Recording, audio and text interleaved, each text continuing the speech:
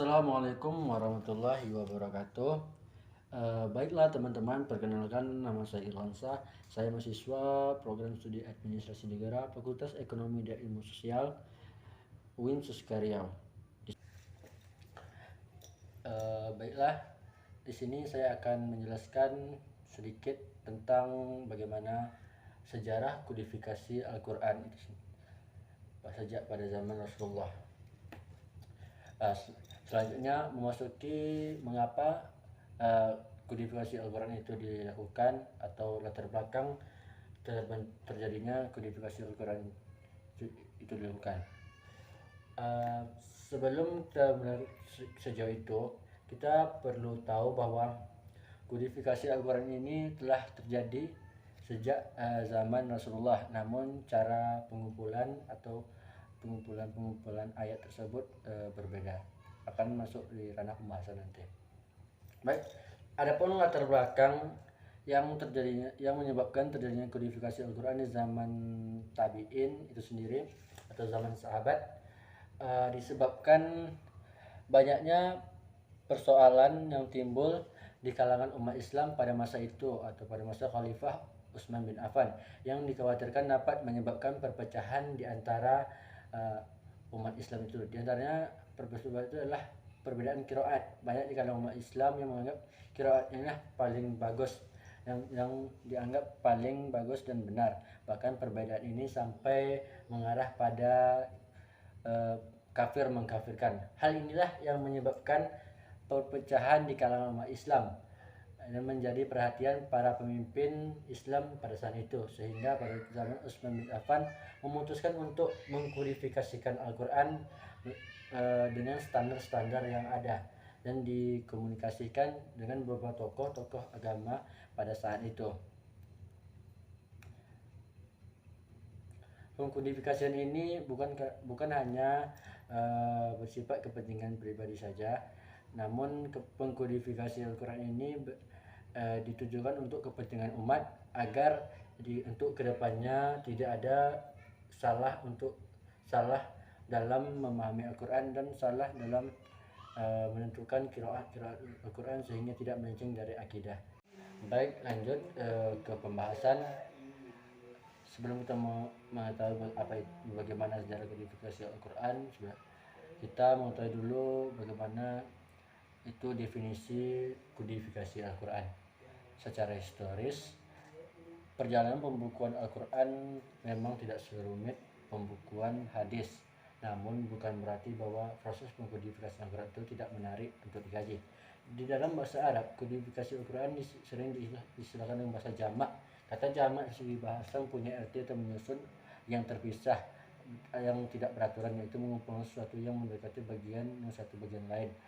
Selanjutnya, definisi Al-Quran. Al-Quran adalah kitab suci yang diturunkan Allah terakhir kepada Nabi Muhammad melalui malaikat Jibril untuk seluruh umat manusia.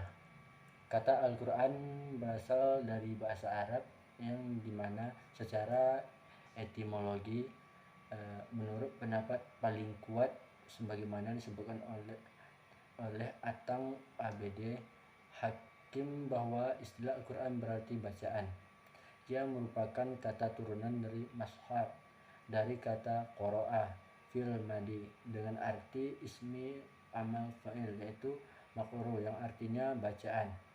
Pengertian ini merujuk pada sifat Al-Quran sebagaimana terdapat pada Quran surah Al-Qiyamah 75 17-18, di mana Allah Subhanahu wa taala berfirman, sungguhnya atas tanggunglah dan membantumu pandai membacanya.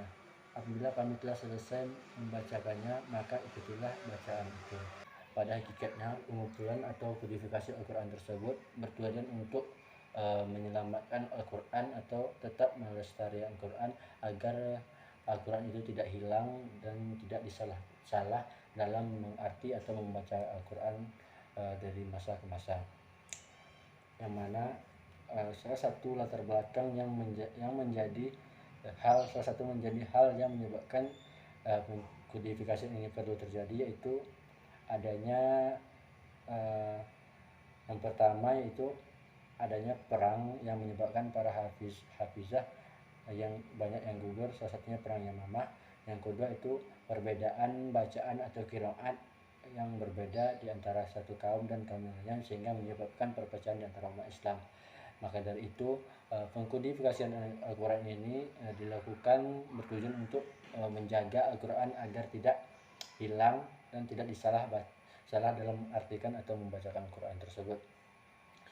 Adapun sejarah pengkodifikasian Al-Quran ini sendiri terbagi menjadi tiga masa, yaitu yang pertama masa Rasulullah, yang kedua itu masa Khalifah Abu Bakar As-Siddiq, yang ketiga adalah pada masa Khalifah Utsman bin Affan, yang mana dari ketiga masa tersebut memiliki cara pengkodifikasian Al-Quran yang berbeda, namun memiliki ada beberapa kesamaan. Yang diantara perbedaan pengkodifikasi Al-Quran tersebut diantaranya itu pada zaman Rasulullah, pengkodifikasi Al-Quran itu lebih menekankan pada meningkatkan hafalan oleh para sahabat, dan menulis lembaran-lembaran Al-Quran itu di beberapa media tertentu, salah satunya di pelepah kurma. Yang kedua adalah pengkodifikasian Al-Quran pada zaman Abu Bakar As-Siddiq. Pada zaman Abu Bakar As-Siddiq, pengkodifikasian ini terjadi diakibatkan bahwa terjadinya gejolak atau perang yang terjadi pada umat Islam, yang mana perang tersebut adalah perang Yamamah yang menyebabkan banyak hafiz dari kalangan sahabat yang terbunuh, sehingga Umar bin Khattab menyarankan kepada Khalifah Abu Bakar As-Siddiq untuk segera melakukan pengumpulan Al-Quran tersebut, yang dikhawatirkan akan hilang jika tidak dilakukan segera. Lanjut pada pengkodifikasi Al-Quran pada zaman Utsman bin Affan. Pada zaman Utsman bin Affan, hal ini terjadi disebabkan karena hal ini pengkodifikasi Al-Quran di zaman Utsman bin Affan itu melanjutkan kodifikasi Al-Quran di zaman Abu Bakar As-Siddiq dan zaman Rasulullah SAW, yang mana pada zaman Utsman bin Affan dibuatlah sebuah Al-Quran itu menjadi sebuah mushaf, yang mana itu menjadi tolak ukur pembacaan Al-Quran untuk seluruh negara-negara Islam di dunia. Salah satu hal yang melatar belakangi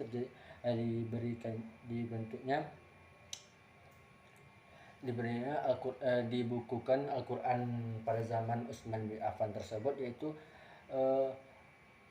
setelah sahabat Thabit bin Zaid pergi berkelana ke beberapa penjuru negara Islam, ia mendapatkan bahwa adanya keberagaman atau berbeda pembacaan atau qiraat Al-Quran dari berbagai kaum atau wilayah.